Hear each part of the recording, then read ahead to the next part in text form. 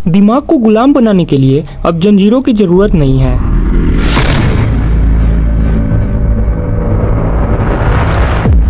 बस एक 6 इंच की स्क्रीन और तेज इंटरनेट कनेक्शन काफी है। क्या आपने कभी नोटिस किया है कि आज लोग सिर्फ अलग विचार नहीं रखते, बल्कि उन विचारों के लिए एक दूसरे से नफरत तक करने लगे हैं। फैमिली टूट रही है, फ्रेंडशिप्स खत्म हो रही हैं, लोग फैक्ट से ज्यादा बनाई गई बातों पर विश्वास करने लगे हैं। और सबसे डरावनी बात, अक्सर उन्हें खुद एहसास भी नहीं होता कि उनकी सोच धीरे धीरे बदल दी गई है। लेकिन सवाल ये है, क्या लोग अचानक बदल गए हैं या उन्हें बदला गया है?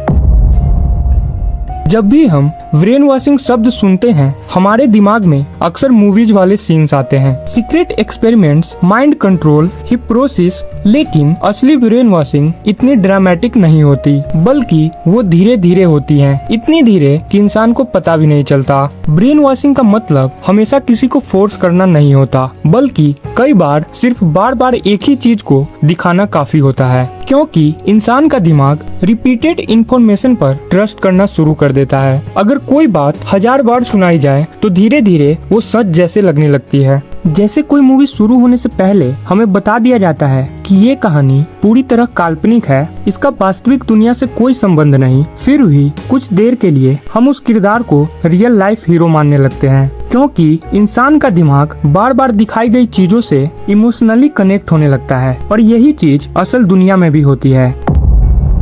जब कोई बात बार बार हर जगह दिखाई जाए तो धीरे धीरे वो सिर्फ एक आइडिया नहीं रहती, बल्कि सच जैसी लगने लगती है। हिस्ट्री में हर पावरफुल सिस्टम ने लोगों की सोच को कंट्रोल करने की कोशिश की है, कभी न्यूज़पेपर से, कभी रेडियो से, कभी टेलीविजन से और आज सोशल मीडिया से। ब्रेन वॉशिंग का सबसे पावरफुल टूल डर होता है, क्योंकि डरा हुआ इंसान सबसे जल्दी असर में आता है। जब लोगों को बार बार ये महसूस कराया जाए कि उनका फ्यूचर खतरे में है, उनकी पहचान खतरे में है, उनका धर्म, उनकी कल्चर, उनकी जॉब, उनकी सेफ्टी, तब इंसान लॉजिक से नहीं इमोशन से रिएक्ट करने लगता है। और यही वो पॉइंट होता है जहाँ से दिमागी नियंत्रण शुरू होती है, क्योंकि इमोशनल इंसान सबसे जल्दी साइड्स चूज करता है, और एक बार साइड्स चूज हो जाए तो फिर हर चीज सही और गलत की लड़ाई जैसी लगने लगती है। लेकिन आज सबसे बड़ा असर किसी पॉलिटिशियन के पास नहीं, किसी गवर्नमेंट के पास नहीं, बल्कि सोशल मीडिया के सिस्टम के पास है। सोशल मीडिया एप्स आपको वो नहीं दिखाती जो सच है, बल्कि आपको वो दिखाती है जिससे सबसे ज्यादा देर तक आप स्क्रीन पर रुको। और इंसान सबसे ज्यादा किस चीज पर रिएक्ट करता है? डर, गुस्सा, आक्रोश, टकराव। इसलिए धीरे धीरे आपका पूरा फीड एक जैसी सोच से भरने लगता है, और फिर आपको लगने लगता है कि पूरी दुनिया बस वही सोचती है जो आप सोचते हो। इसे कहते हैं इको चैम्बर।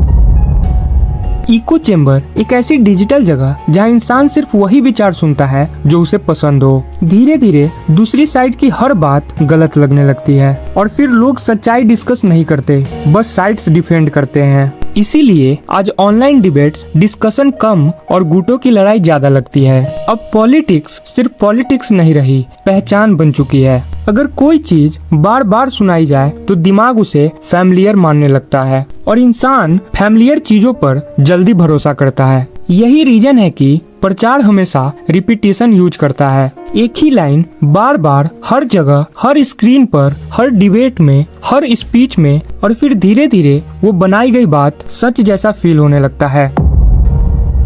आज इन्फॉर्मेशन बिजनेस बन चुकी है, और बिजनेस अटेंशन पर चलता है। जितना ज्यादा आउटरीच उतनी ज्यादा व्यूज, जितना ज्यादा डर उतना ज्यादा एंगेजमेंट, और ऑडियंस धीरे धीरे इमोशन कंज्यूम करने लगती है, सच्चाई नहीं।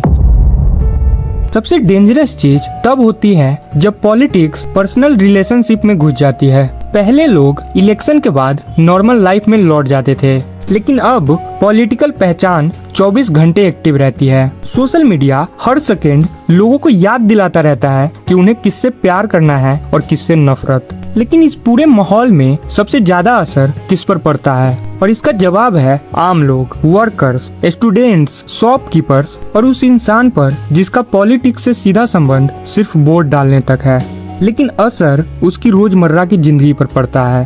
फियर, स्ट्रेस, दूरी, ऑनलाइन हेट सब धीरे धीरे नॉर्मल लाइफ का हिस्सा बनने लगता है। सबसे बड़ा सवाल शायद ये नहीं है कि कौन सही है और कौन गलत, बल्कि क्या हम सच में खुद सोचते हैं या हमारी सोच धीरे धीरे शेप की जा रही है।